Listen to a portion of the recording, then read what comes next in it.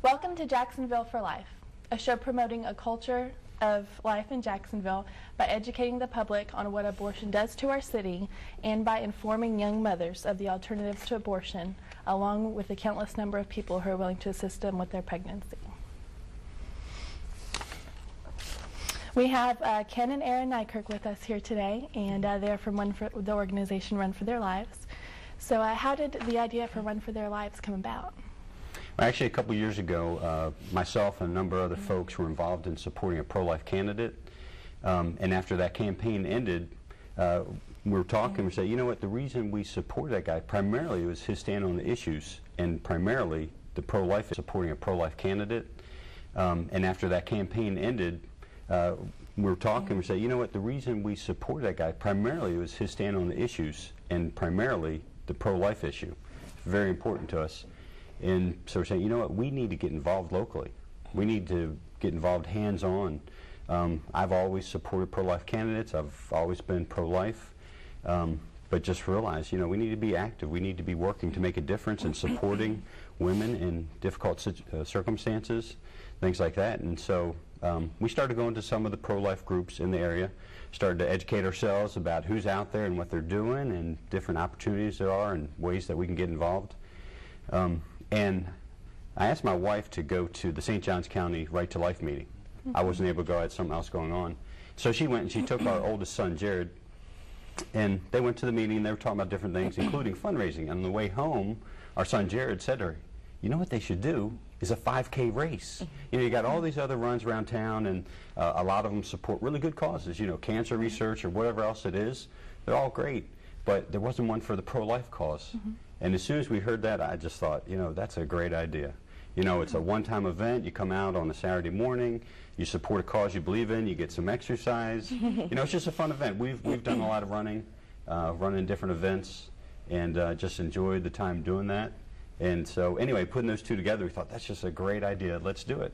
And then we started talking about, you know, okay, so what do we call ourselves? So what's this about? Well, we want to serve other people. It's a run, so we want to, you know, do a run on behalf of other people, on behalf of the women, on behalf of the babies. So that's where the name came up. We decided on Run for Their Lives, and we just started getting working. None of us had ever organized a 5K race. I've been involved in organizing other things, but not a 5K race, even though I'd run in a bunch. So we just started doing a lot of research and figuring out how do you do this, you know, and really a lot of prayer. But it was neat to see how things came together. There's certain points where, like, I don't know how you do this.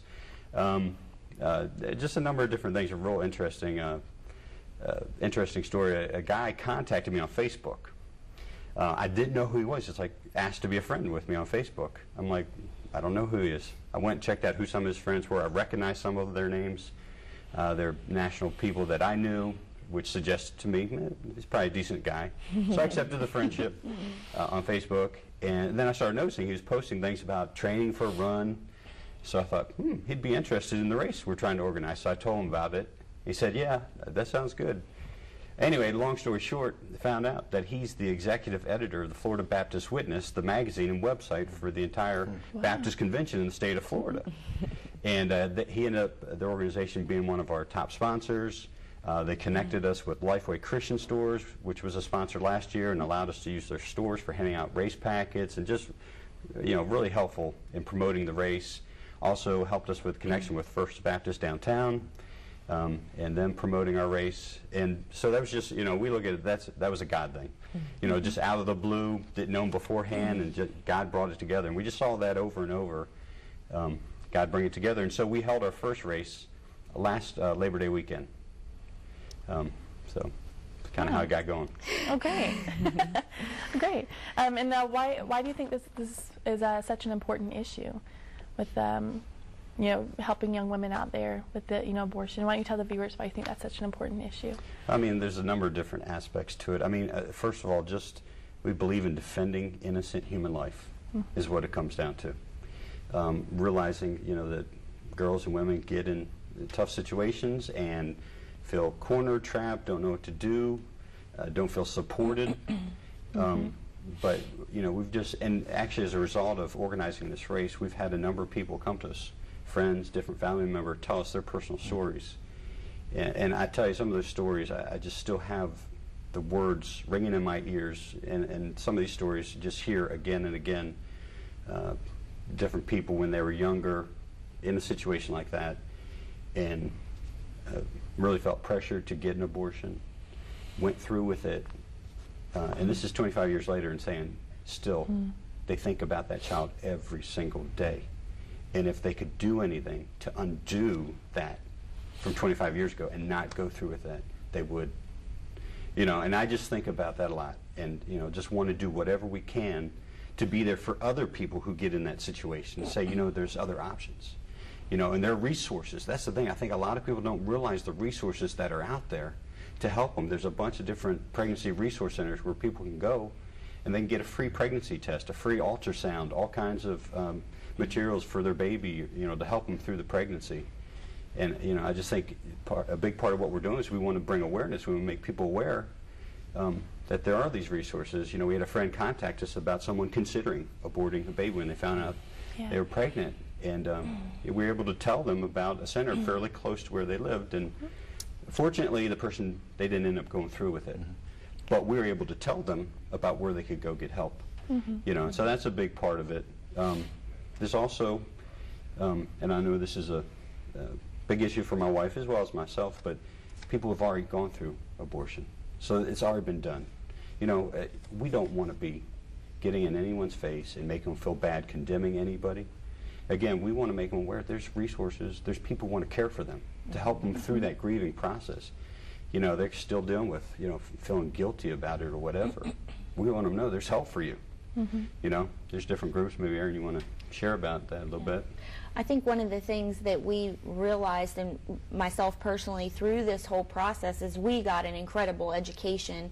And number one, finding out about these centers that are already there doing the hard work that is just such a blessing to our community, and they're there every day. And so when the idea for the race and, you know, raising awareness for the pro-life issues, it was like, you know, we want to thank these people that are right there doing it every day, and appreciate it, because we know in a lot of ways we can't get in there and maybe go and serve and volunteer, but we want to come alongside them and thank them for what they're doing. And so the education side of it for myself was understanding that it's first about the babies, hoping to save the babies. And, you know, there are many worthy causes out there, but like Ken said, you know, innocent human life. This child, you know, did not dictate the circumstances for which they would be brought into this world, but yet they are worthy in God's eyes. And so it's about the babies, and then it's about supporting the mothers. But the one thing that I realized is there's a father involved. It takes two to make this thing happen. And a lot of times the young men feel trapped or don't know what to do either. And a lot of times we found out, you know, again, friends, people that we would share with about this, their personal experiences of not being able to save their child. I mean, one young man who spoke at our race last year, he was told by an abortion clinic, he was trying to intercede and save his baby, and they said, if you call us again, we're calling the police. I mean, and so it's a heart-wrenching situation for the fathers that they don't want this to happen. So there's a lot of lies and myths surrounding the issue, that it's a woman's issue, it's a woman's choice, and it's like, no, the reality is this is a family, and, you know, whatever the circumstances are to bring this family about, it needs to be protected. It's precious to God. And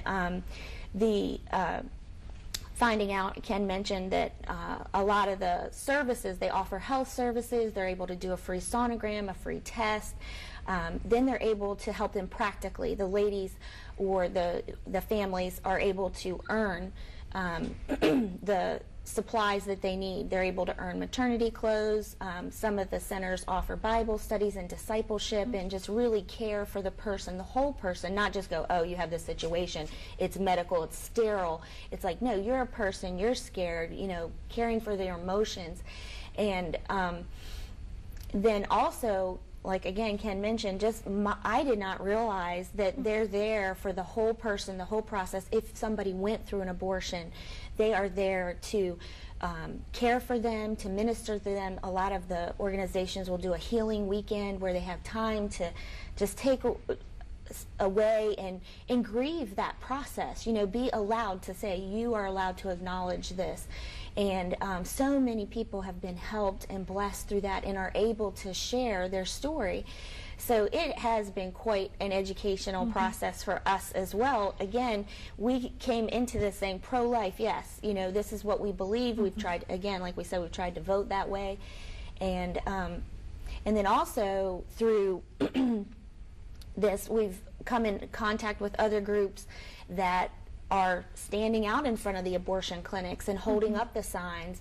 And we've found, again, it seems like so radical and so crazy. A lot of people would want to make that standing in front of an abortion clinic, you know, portrayed in that way, but so many lives have been saved because somebody, a young woman who's scared, sees there's somebody who cares, there's somebody who's praying for me right now, and you know, have been able to. One of the stories that was shared at our race, after a run, we have a program, we have different people share their personal stories, and you know, I've heard a number of these. I got to tell you, they were powerful to me, have very much moved by it, but one of them was a young lady who was sharing that she had gotten pregnant, and she was in that place where she felt pressured, and she was going to explore, going to an abortion clinic, and she prayed to God, God, if there's somebody standing out in front of that clinic, I won't go through with it, I'll go home. And she got there, and there was nobody there. And she was saying, please, go there, you know, peaceful, prayerful, but please be there. Realize that you can help somebody. And I was at a vulnerable moment. You know, it was her choice what she went through with doing, but she could have used that support. You know, it's just tragic, and we need to be there. You know, again, it's not about getting in anyone's face and trying to condemn them or whatever. You know, I've heard a statistic that 80% of women who've had abortions would not have done it if they felt like they were supported by the people in their life. And so our view is we want to be those people. We want to be there to support them, say, you know, there's things you can do. We'll help you go through with giving birth to this child. You know, even consider maybe adopting if you just really don't feel like you have the resources and the ability to raise a child. You know, so that's really a lot of what this is all about for us. It's fantastic. If I may just interrupt, take an opportunity to give the viewers your website and any information about the event. Yeah, our website is runfortheirlives.org. Our phone number is 207-7337, so if anybody has any questions about it. Our race is coming up in a month, basically, a little bit less than a month, September 4th, so it's the Saturday of Labor Day weekend. Okay. It's going to be at Hemming Plaza downtown, which is it's right across from City Hall and also from the main library, the Hemming Plaza there. The race starts at 8 o'clock. So please go to our website, sign up. You can register online. There's also a paper form you can print out and mail in if you'd like to do it. So either way. But really want to encourage, encourage people to sign up for the race. Also want to emphasize, there's some people that are like, well, I can't really run. We had a bunch of people who walked it last year. So if you're a walker, come on out. You can be part of it too. I know those that walked last year had a great time as well. And then the other part is, you know, maybe can't run or walk or what have you, but you could volunteer. You know, we need people to help set up, put out tables, set up the start-finish banner, all kinds of stuff like that, handle registration. So, you know, you can be involved that way as well. Or become a fundraiser. Yeah, help us raise money because, again, the proceeds from the race go to these centers that we're talking about, these different organizations. You know, that's what this is all about. We're completely volunteer-based. Nobody takes a salary. We get a bunch of sponsors who cover most, if not all, of the expenses of putting on the race, and then the rest of the registration fees and any fundraising that people do goes to help support these centers that we're talking about. Right. And that's important that you said that, because I don't think everyone realizes the pro-life movement and the pregnancy centers are volunteers for the most part. The funds that they get are through fundraising. They aren't charging the families these services. They aren't receiving $300 million a year like Planned Parenthood. They aren't receiving hundreds of thousands of dollars a year from, say, the Jaguar Foundation. They aren't getting money like from Luke Cross and Blue Shield to do straight talk with Planned Parenthood. They're having to basically earn it. And we were at the event last year. You guys did an amazing job. Everyone could see God's hand in your work. It was just fantastic. And I'll quit talking because I know you guys have a lot to talk about this year's event.